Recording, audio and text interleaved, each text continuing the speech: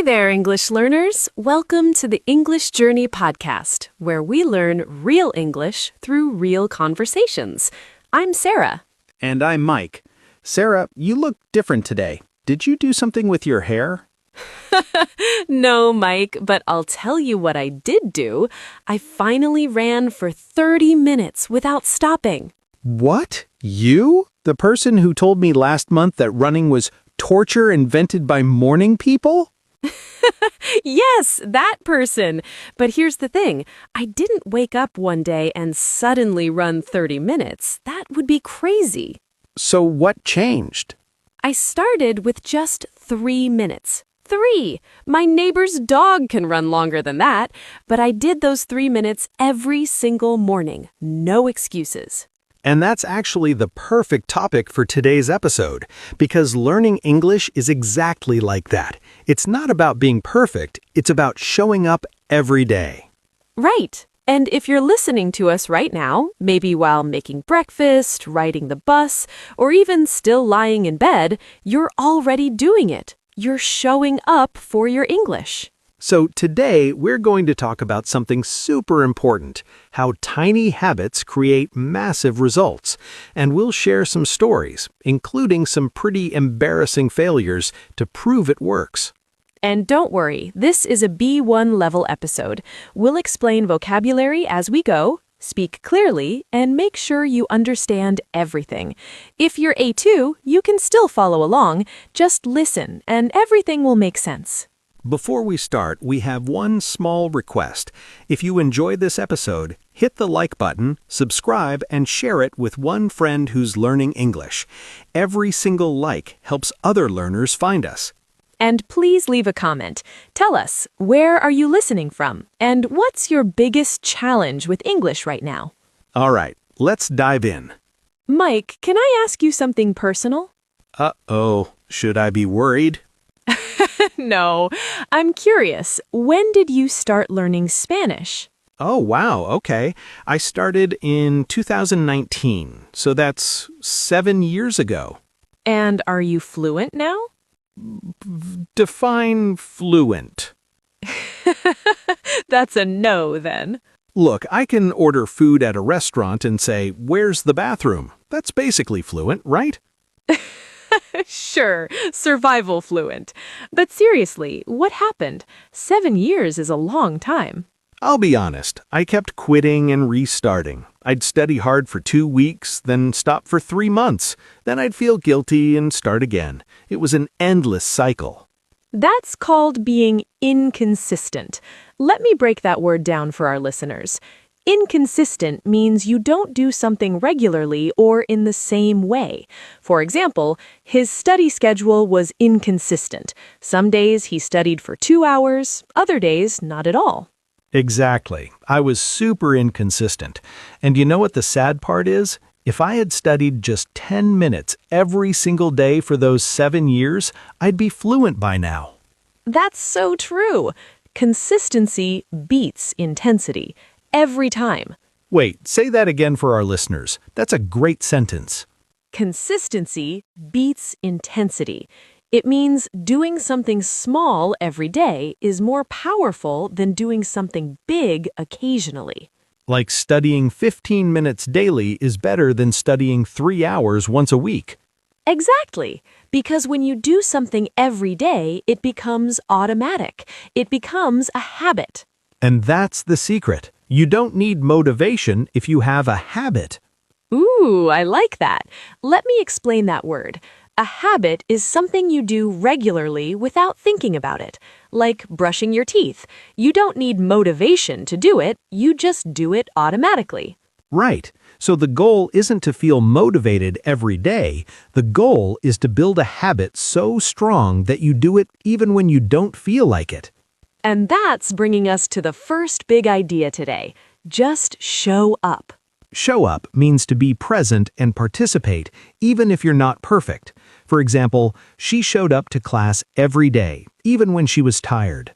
When you show up consistently, even for 5 minutes, you're building momentum. And momentum is like pushing a heavy rock, hard at first, but easier once it's moving. Let me give you a real example. I have a student named Carlos from Mexico. When he started, his English was, well, let's say, creative. Creative English? He'd say things like, I am boring, when he meant, I am bored, or I have 25 years, instead of, I am 25 years old. Oh, classic mistakes. But here's what made Carlos different. He never missed a day. Every morning, he'd send me a 30-second voice message in English. Sometimes it was just about his breakfast, but he did it every single day for 100 days. And what happened? After 100 days, he sounded like a different person. He wasn't perfect, but he was confident, fluent, and could hold a real conversation. That's amazing. So Carlos didn't have perfect grammar or a huge vocabulary. He just had perfect consistency. Exactly. He showed up every day, even when he didn't feel like it, and that made all the difference. So here's a question for you, dear listener.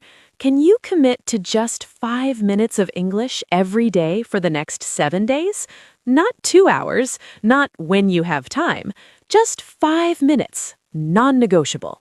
Non-negotiable means it's not up for debate. You will do it no matter what.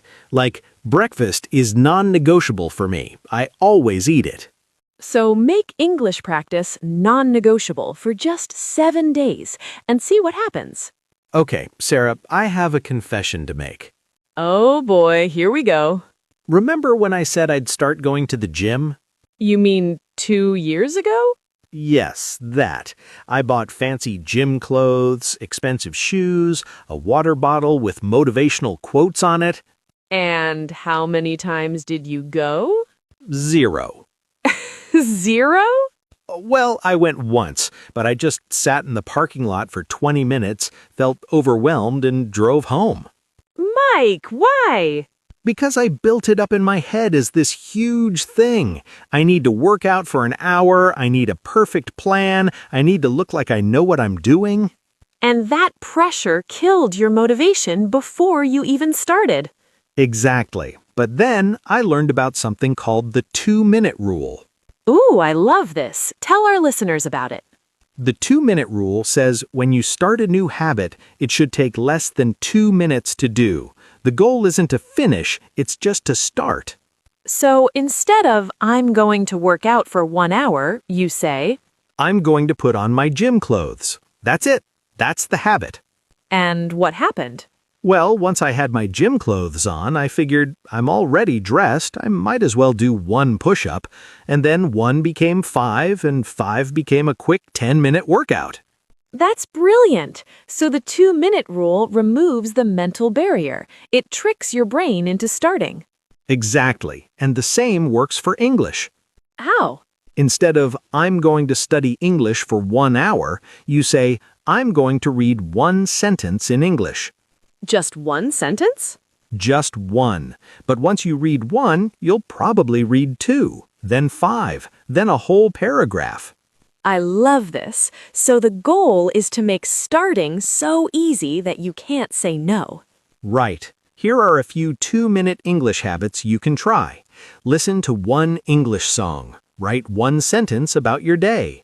Repeat 5 English words out loud. Watch 1 2-minute English video. The key word here is start. Don't worry about finishing, just start. And once you start, your brain naturally wants to continue. That's called building momentum.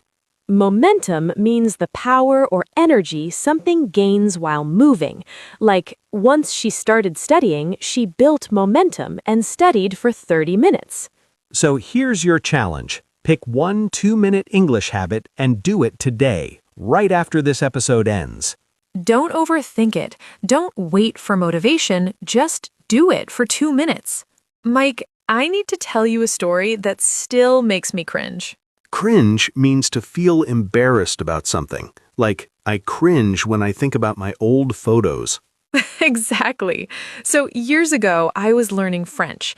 I practiced every day at home. I sounded perfect in my bedroom. Bedroom fluency.